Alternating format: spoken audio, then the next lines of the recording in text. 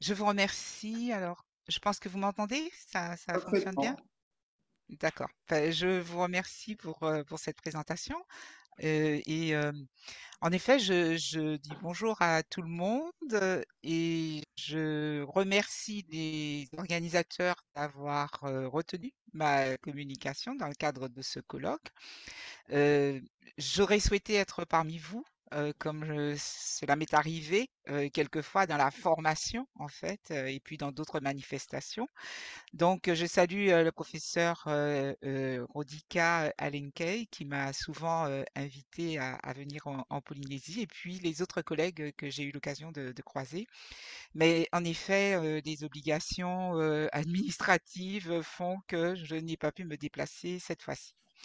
Alors, et pourtant, j'ai été vraiment très, très intéressée par, la proposition de colloque et ma contribution, s'inscrit dans l'axe 3. Alors je pense que je peux essayer enfin, non, c'est pas grave, je vais le partager tout à l'heure. Dans l'axe 3 intitulé Inégalité et variabilité des accès au savoir, aux éducations et aux médiations en outre-mer. Et donc, bien que je sois rattachée au laboratoire Bonheur de Cergy Paris Université, la contribution que je vais vous présenter aujourd'hui est située sur une recherche collaborative qui a été menée, qui est encore en cours en Martinique, donc un autre département d'outre-mer dont mon fond d'écran illustre vraiment une des parties, et je dirais le lieu précis de la recherche collaborative, c'est-à-dire le quartier de Tartane dans la Caravelle. Alors, après cette présentation, je vais maintenant partager mon écran. Ce sera, voilà, plus simple. Et vous me dites si vous voyez. euh, Ça va Il y a, pour le partage? il y a un petit temps, apparemment, on nous informe que vous avez commencé le partage d'écran pour l'instant. Voilà, c'est parfait.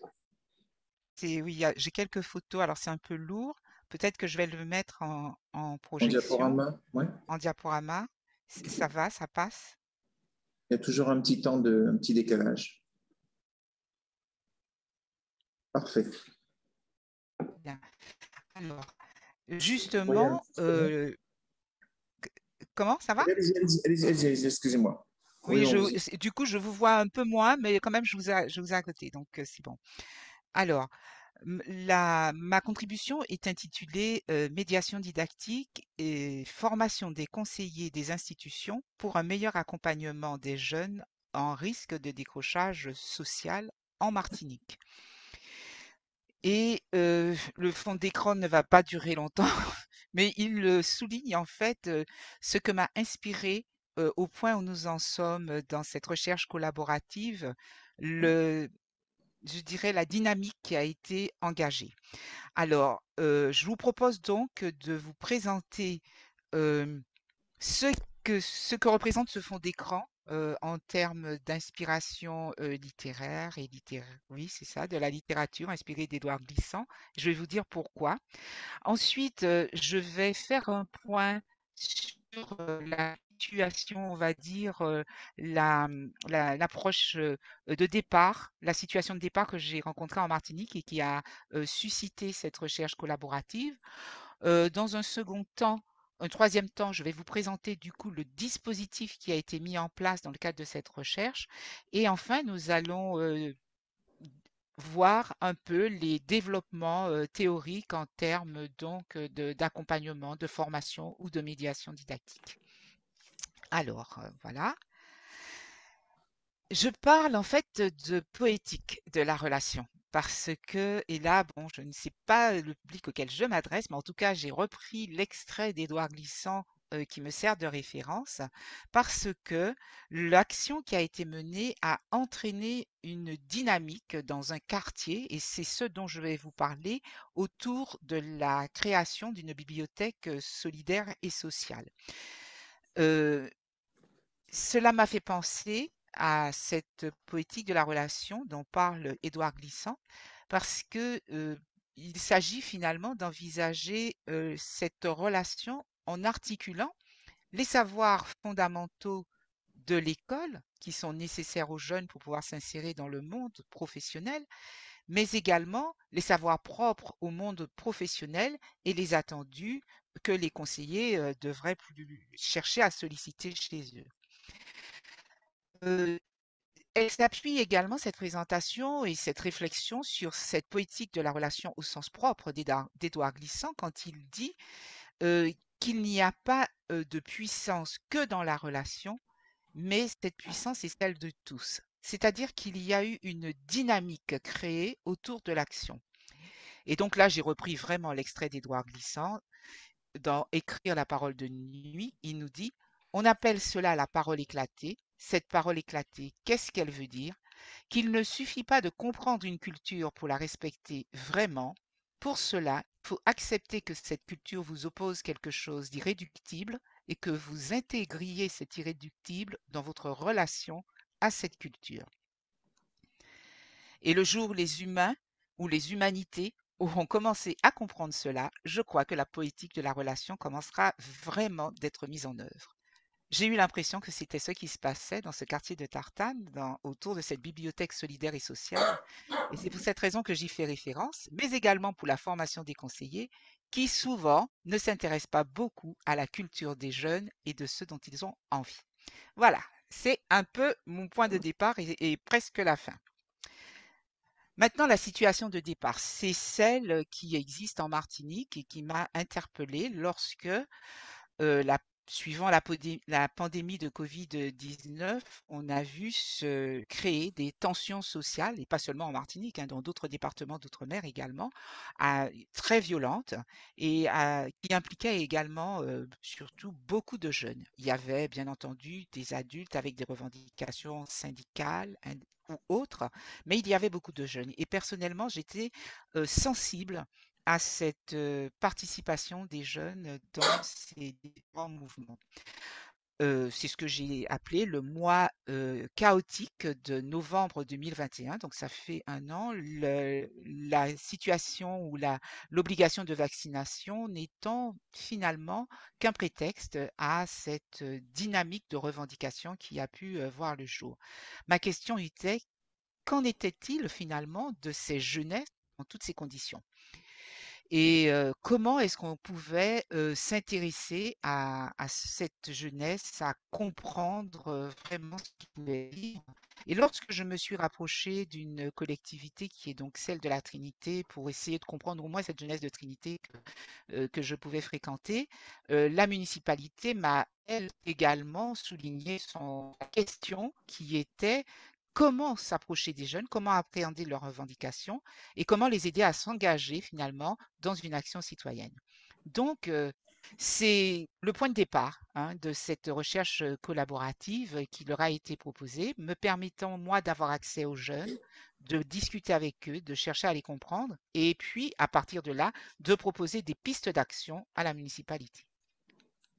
D'où cette recherche-action collaborative qui s'inscrit dans un contexte de fort chômage en Martinique, particulièrement celui des jeunes, avec souligné par les données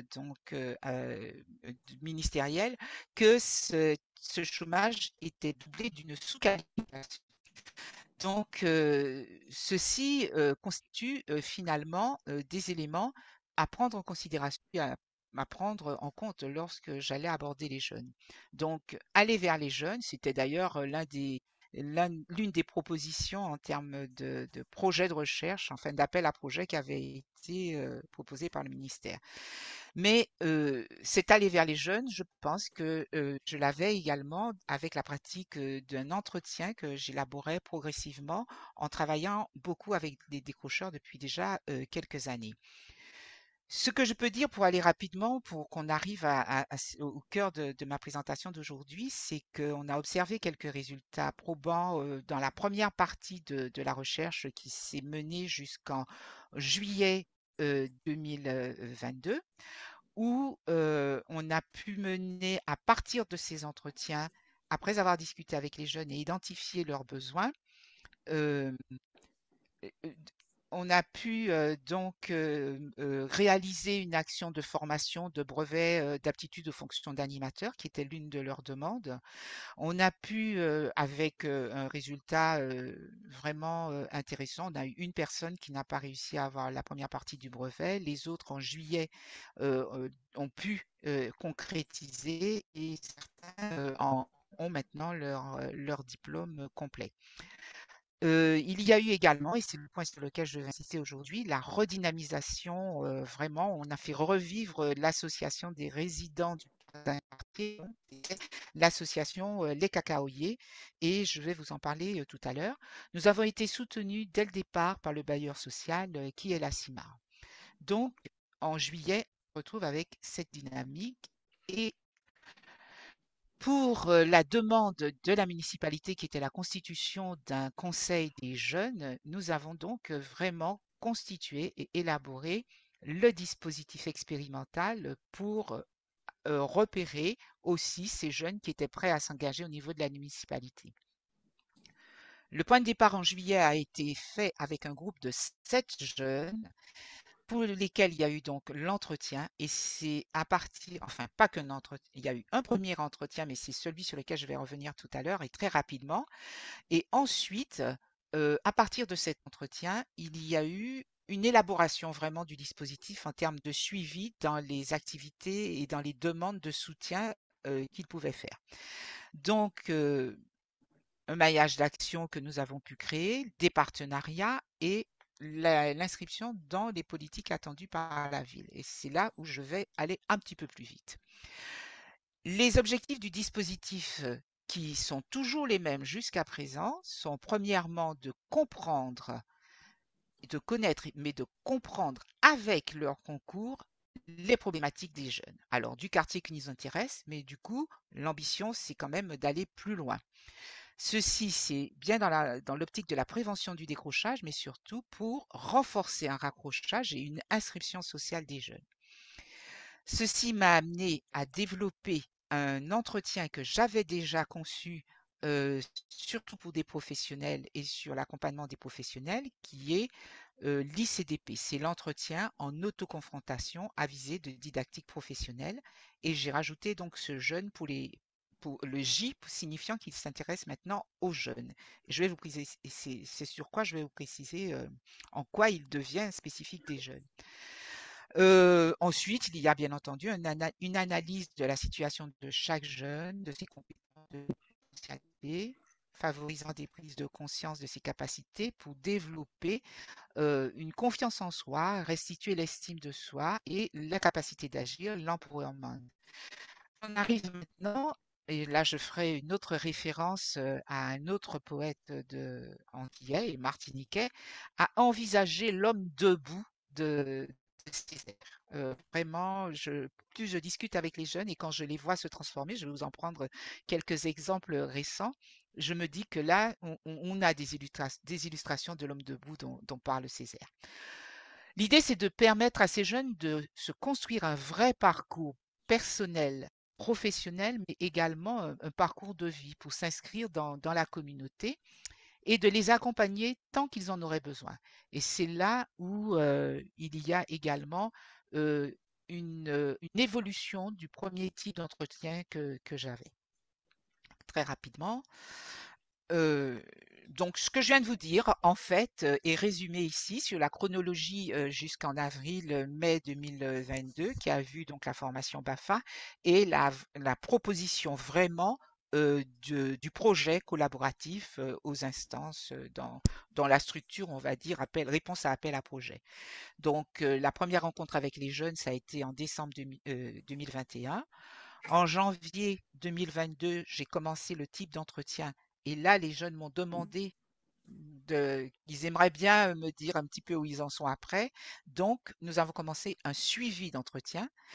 En février-mars, un premier bilan a été fait après l'organisation et le maintien de la formation BAFA pour comprendre un petit peu si on avait abouti. Et là, il est ressorti que les jeunes ont demandé, en fait, dans le bilan, ils m'ont demandé d'avoir un entretien de suivi au moins toutes les 3 semaines ou tous les mois. Et c'est ça qui nous a permis de développer, je dirais, vraiment le dispositif qui garde cette forme avec le premier entretien ICDPJ, puis des entretiens de suivi régulièrement toutes les 3 semaines. Alors, ils se font soit en présentiel quand je suis en Martinique ou à distance quand je n'y suis pas, comme nous maintenant. Et la chronologie du dispositif nous a amené donc en juillet 2022 à l'inauguration de la bibliothèque solidaire et sociale, parce que cette bibliothèque a été l'une des propositions d'action sociale faites par une des jeunes au moment de l'entretien. Donc, les adultes du dispositif, c'est-à-dire le conseiller municipal qui m'accompagne et moi-même, avec le concours des résidents et de leur association, nous avons commencé à monter cette bibliothèque dans le local mis à disposition par le bailleur social.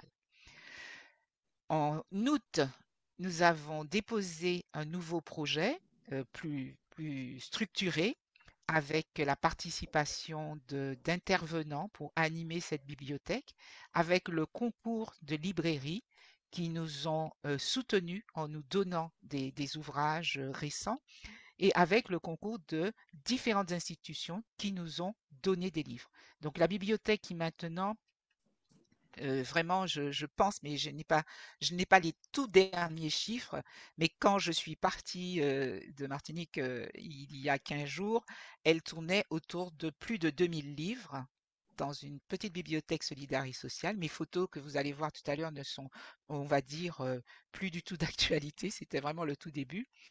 Et le dernier conseil, dont on a la photo là, alors je vous mets je reviendrai sur ces. J'aurais dû mettre mes photos de l'autre côté. Donc, la première, ici à gauche, c'est le moment de l'inauguration. Notre marraine, c'est Sabine Andrivon-Milton, qui est docteur en histoire et spécialiste des anciens combattants en Martinique. Le maire et la jeune qui nous a proposé, enfin les deux jeunes qui ont proposé cette, cette idée de monter une bibliothèque dans le quartier qui n'avait rien comme animation et la représentante du bailleur social. Et vous avez à côté des exemples de photos de ce que devient cette bibliothèque progressivement. Et le conseil tout en bas à droite des adultes de l'association, en fait, là, c'était une action, vous voyez la table, elle est pleine de dictionnaires qui nous ont été donnés par le collège qui a renouvelé son stock de dictionnaires. Et les dictionnaires lors de cette action. C'était un jeune, un cahier d'exercice et un livre prêté à la bibliothèque. Et puis vous avez en haut les jeunes. Alors j'ai pris celle-ci parce que on voit deux des jeunes qui ont participé, qui sont membres du dispositif, donc qui ont eu l'entretien. Et tous les deux ont obtenu des emplois. L'un, c'est un emploi aidé sur 18 mois qu'on vient d'avoir, et l'autre, ça a été un dispositif qui a été proposé par la collectivité territoriale en Martinique, qui a été pendant les vacances un mois, un jeune. Et vous voyez deux plus jeunes cette fois-ci, ce sont les enfants qui viennent donc qui jouissent en fait de la bibliothèque et des actions qui sont menées. Donc, je reviens sur novembre 2022 pour signaler donc cette reconnaissance qui est importante pour nous par la préfecture de notre projet, puisque nous l'avons déposé à la préfecture, par le don d'un ordinateur, d'une imprimante et peut-être d'autres choses. Le dossier est encore à l'étude. Mais toujours est-il que nous avons eu l'ordinateur pour saisir l'ensemble des livres. Bien. Alors, je continue rapidement.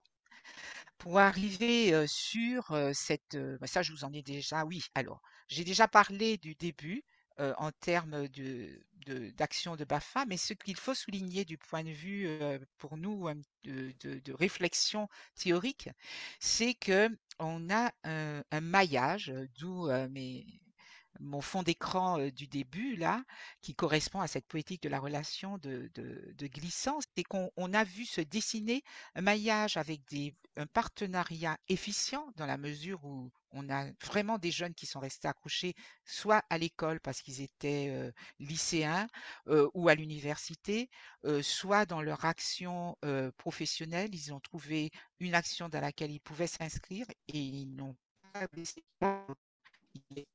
quand je les ai rencontrés, soit, comme ça a été le cas, un décrocheur total de son BTS qui a bénéficié donc de l'emploi aidé pour remettre en place le site pour mettre en place le site de l'association et s'occuper donc de l'animation de la bibliothèque. Et surtout, c'est cette création d'une communauté de pratiques qui va articuler différentes compétences dans l'intérêt des jeunes. Et c'est là où je vais peut-être développer rapidement. J'ai plus, comme je fais le partage, je n'ai plus l'heure. Il me reste peut-être 10 minutes, c'est ça, maximum, hein, 13 minutes en tout. en tout. D'accord. Et donc, il y a l'échange avec les autres aussi, c'est ça, hein? Voilà, Donc, si vous dégagez un peu de temps vers la fin de votre propos, on va c'est mettre des ça. Donc questions. là, je vais y aller beaucoup plus vite parce que c'est ce qui est important et actuel, vraiment, c'est-à-dire, pardon.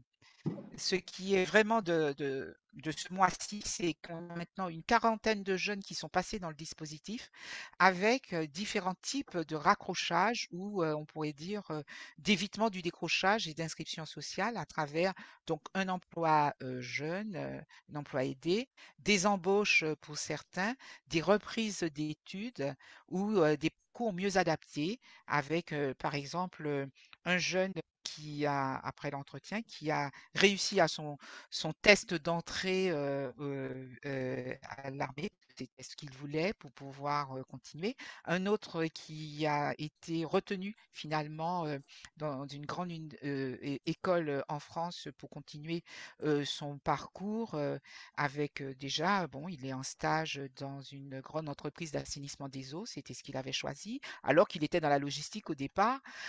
On a d'autres, ben, qui sont restés, hein, ils passent leur bac, ils n'ont pas abandonné et puis, il y a aussi ceux qui ont eu un moment où ça a marché et puis là, qui sont de nouveau en demande parce que leur stage est terminé, parce que un jeune, un emploi, ça dure un mois, c'est fini.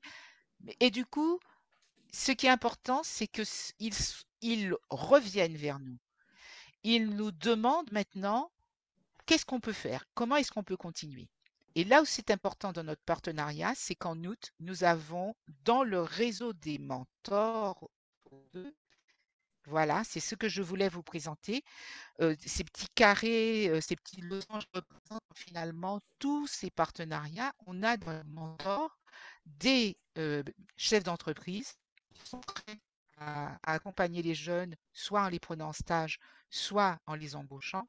Et nous avons la directrice du CIO qui recouvre donc toute la région, qui s'est associée à notre dispositif et qui reçoit les jeunes pour les aider dans le choix vraiment plus local d'action.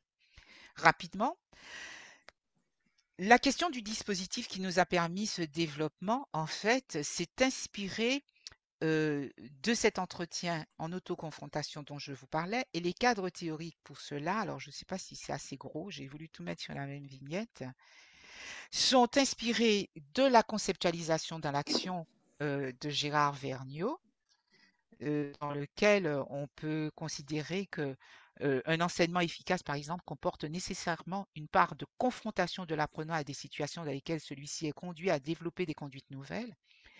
Donc moi, quand je fais l'entretien avec eux, je reviens sur les situations dans lesquelles ils ont eu l'impression qu'ils ont développé quelque chose de nouveau par rapport à ce qu'ils faisaient. J'étudie avec eux, heu, à leur avis, donc je reviens sur un type d'entretien qui s'inspire également de l'entretien. Alors là, c'est la troisième proposition, c'est le cadre de Pastré pour analyser l'action en vue de la comprendre. C'est l'entretien réflexif, rétrospectif de débriefing de Pierre Pastré, où il s'agit de reconstruire avec celui qui a fait les différentes actions qu'il a pu mener, mais également de l'amener à s'interroger sur les savoirs et les compétences qu'il a pu développer, savoirs qu'il a pu mobiliser et compétences qu'il a pu développer. L'autre cadre qui me permet d'intervenir auprès des jeunes, c'est celui que j'avais déjà dans une pratique, on va dire, de psy-EN, conseillère d'orientation psychologue, qui est celui de construire avec les jeunes un espace, et là on va faire un clin d'œil aussi à Winnicott, un espace potentiel de développement pendant l'entretien. Carl Rogers, c'est celui qui m'inspire là-dessus par rapport à sa proposition de développement de la personne et construire un cadre suffisamment bienveillant pour que le jeune se sente considéré, pris en compte, mais en considération dans l'ensemble de sa personne, et donc qu'il arrive à me confier, bien entendu, des choses que peut-être il ne pensait pas au départ. Donc vous pensez, ce type d'entretien s'inscrit bien, dans, une pratique aussi de psychologue, en fait, et ou d'analyste de l'activité. Donc quand j'ai ce cadre, et qu'il est bien posé avec les jeunes, nous menons ce premier entretien qui dure en moyenne 45 minutes, mais à partir duquel nous arrivons à identifier à la fois les savoirs qu'ils ont pu, qu'ils ont, mobilisés, donc les connaissances qu'ils ont, les compétences qu'ils ont développées, et puis finalement leur, ce qui peut être leur mobile pour pouvoir s'inscrire dans une action soit de formation, soit d'inscription dans l'école ou dans une action professionnelle, mais également dans une action sociale pour les inscrire dans leur territoire. C'est ce que j'ai appelé finalement l'entretien en autoconfrontation à visée de didactique professionnelle pour les jeunes. C'était l'essentiel de ce que je voulais vous dire. Donc, les ressorts pour l'action pour la communauté, c'est donc cet entretien que j'ai pu mener avec eux, mais aussi cette approche en fait multisectorielle qui est développée à la question didactique. Je vais aller plus vite ici parce que, en conclusion, alors que le titre montrait effectivement que dans le titre que j'avais proposé dès le départ, c'était la médiation didactique, mais aussi la formation des conseillers. Je dirais que je n'ai pas développé davantage pour la question des conseillers parce que je n'ai pas vraiment pu, en l'état actuel, vraiment accompagner des conseillers dans la formation.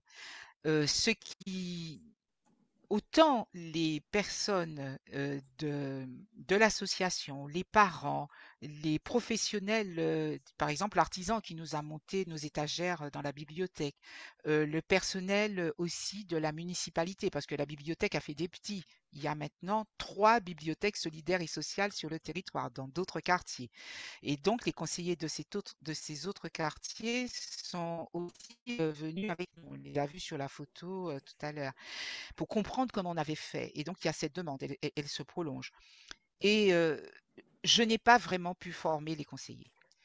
Les jeunes ne vont plus voir les conseillers, ils viennent nous voir. Et ça, par contre, à la mairie, ils ont eu ce retour que eh ben, les jeunes ne viennent plus complètement voir les conseillers. Mais les conseillers sont encore à former, je pense, et on y partage avec eux, mais on n'y est pas encore. Par contre, on partage avec les personnes qui sont impliquées, et j'ai des jeunes en master également qui m'accompagnent dans cette dynamique. Donc, eux, ils sont fermés, mais c'est un autre cadre, je dirais.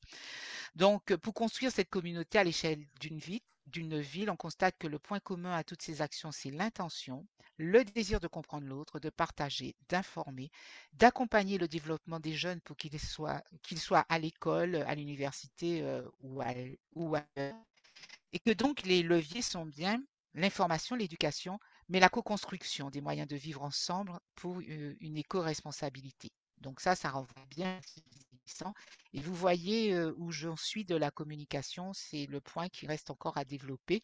La formation auprès des personnels, la structuration des groupes ou de dispositifs qui restent à construire, et puis la diffusion du modèle sur un plus grand nombre, c'est-à-dire un nouveau projet qui est en cours d'élaboration. Je vous remercie pour votre attention. Merci beaucoup, Madame Lima Bocage, pour la clarté de votre présentation.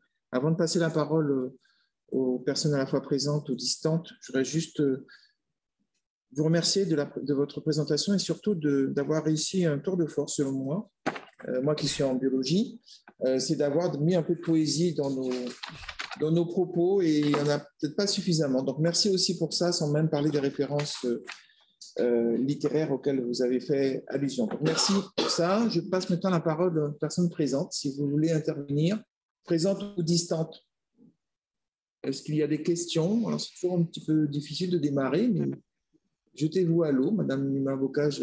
En plus, avec le fond d'écran que vous nous proposez, on a juste cette envie-là, donc n'hésitez pas. Non, pas de questions pour l'instant? Juste, je vous demande de vous présenter rapidement, comme on vient de territoires très différents, c'est justement l'occasion du RICLAS pour travailler ensemble, pour reprendre l'expression de Madame Bocage. Nima Bocage. Bien, merci Madame Nima Bocage pour ce partage d'expérience. Démarche collaborative à tout niveau collaboratif avec les acteurs de l'éducation, les acteurs politiques, institutionnels, et collaboration également avec les premiers intéressés que sont les jeunes. Et là, on change complètement de paradigme, c'est-à-dire que c'est une démarche par le bas. Partager les préoccupations des jeunes et non pas leur imposer, travailler avec les jeunes, et non pas travailler sur les jeunes. Et je crois que c'est là que réside la force de ce type de projet.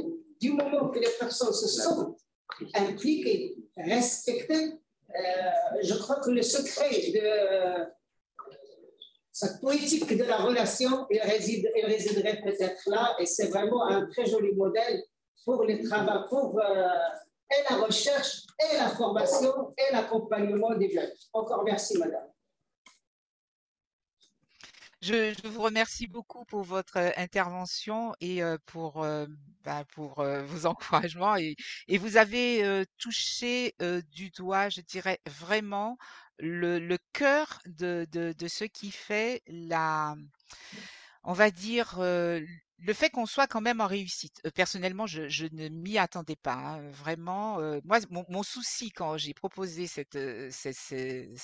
enfin, ce que j'ai proposé, en fait, c'est de rencontrer des jeunes. Parce que j'étais vraiment dans la posture compréhensive, c'est-à-dire je voulais comprendre ce qui se passait. Et, et si je peux vous en parler maintenant et que vous avez tout de suite repéré ce qui est ressorti pour moi d'important, c'est le fameux avec. Eh bien, c'est parce que quand j'ai fait l'entretien bilan, parce que bon, je reste quand même dans le cadre de la recherche, quand j'ai fait l'entretien bilan avec les jeunes en avril-mai, c'est ce qui est ressorti.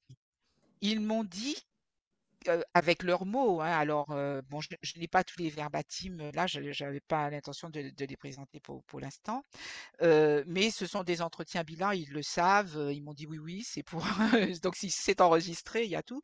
Et ce qu'ils disent en fait, c'est que je les ai écoutés. Voilà, c'est le mot, vous avez écouté. Ensuite, eh ben, vous avez et fait ce que vous avez dit.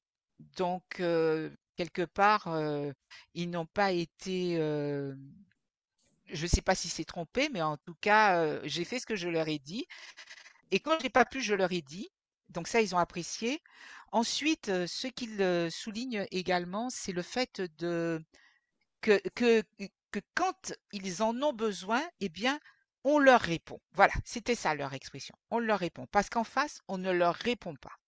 Et donc, je crois que ce que vous dites, vous avez parlé de respect, c'est vrai, et vous avez parlé de faire avec eux. Et oui, oui, c'est un dispositif, vous avez raison, qui part du bas pour remonter. Et c'est vraiment ça.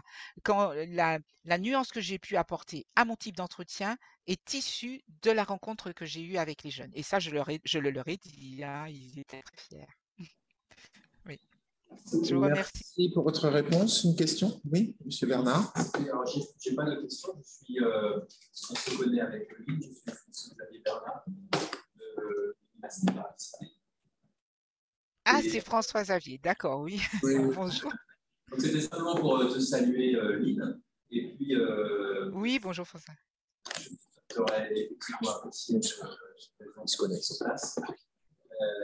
Et non, et simplement pour te dire, j'ai pas de question sur ta présentation, simplement te dire que j'ai apprécié ta présentation et puis ça m'a fait plaisir de découvrir un travail de recherche que tu mènes actuellement.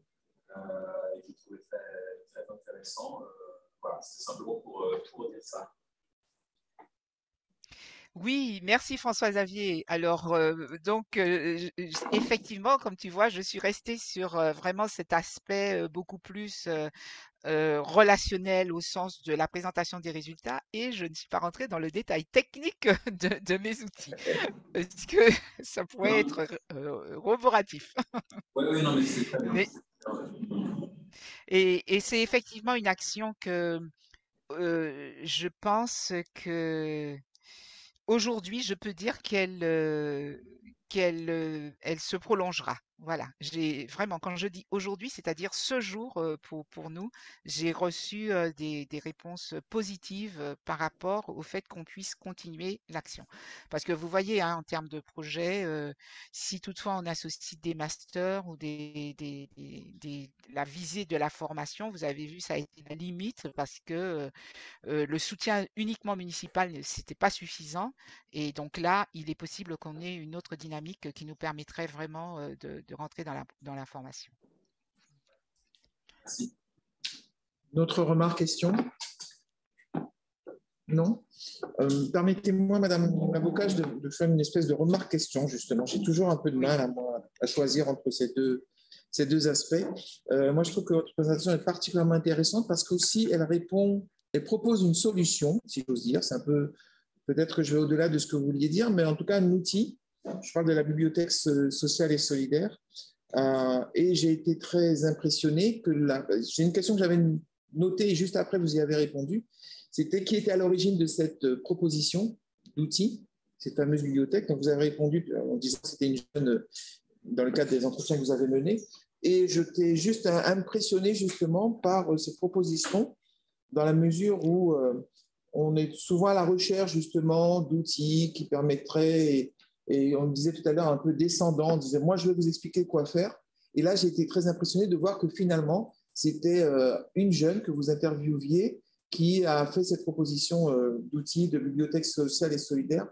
Et comme je suis un peu taquin, si vous me permettez, j'aimerais savoir s'il n'y avait pas d'autres outils proposés par d'autres jeunes et si à un moment donné vous avez eu à faire des choix sur.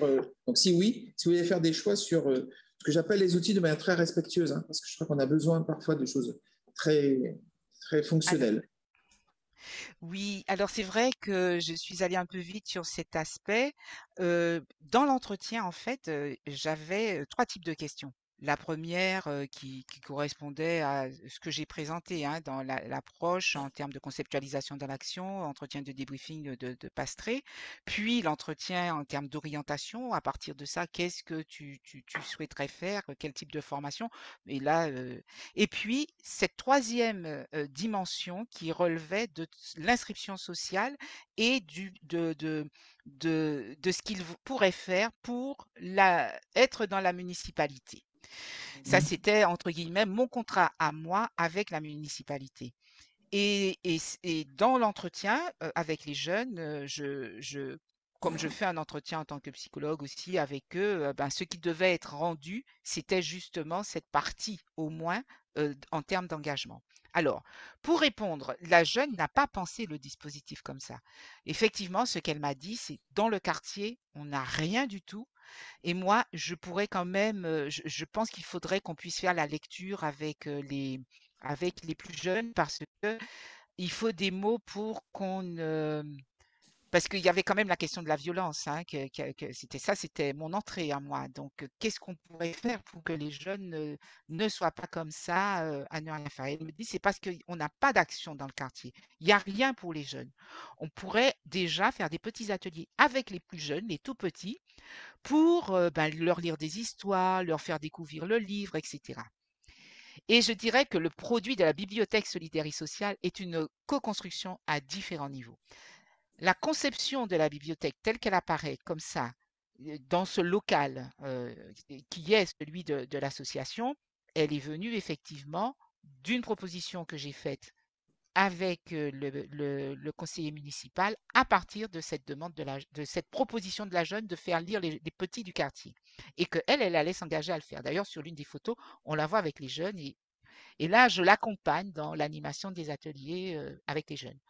Mais quand je dis que c'est une co-construction, c'est une co-construction qui a aussi été, et là on rend à César ce qui lui revient, le mot de solidaire et sociale, nous, on a pensé à la bibliothèque sociale qui va permettre aux jeunes de rentrer dans la lecture et d'avoir des mots pour éviter la violence plus tard, etc. Et en même temps, d'avoir une action pour les plus grands vers les plus petits. Et puis, ça a débordé sur tout le quartier. Donc, on la suit, cette bibliothèque. Elle se développe par elle-même. Parce qu'on y a fait des ateliers peinture, ateliers couture, là, hier, ça a été la plantation des cacaoyers, puisque l'association s'appelle les cacaoyers, avec quelqu'un qui est venu nous montrer comment faire le chocolat. Avant, il y a eu un dictionnaire, un jeune, un dictionnaire, etc. Bon, il y a plusieurs actions autour de cette bibliothèque. Et bien sûr, à chaque fois, on va chercher le livre qui correspond, etc. Mais le mot de bibliothèque solidaire et sociale nous a été soufflé lorsque nous avons présenté le projet à la préfecture.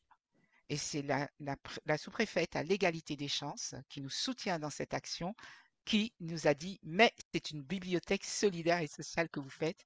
Et nous avons dit, OK, on garde l'expression. Donc voilà, ça c'est vraiment... donc il y a cette idée de co-construction. D'autres exemples, c'est l'implication au moment des élections, parce que nous étions à un moment d'élection. Il y a des jeunes qui ont participé à la tenue des bureaux de vote. Il y a eu l'inscription au BAFA. En fait, le BAFA, c'est Nous voulons animer.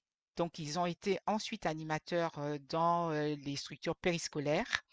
Il y a une autre demande qui n'a pas encore été satisfaite, qui est celle de premier secours pour être gardien en fait dans le quartier en fait, être personne référente pour les premiers secours.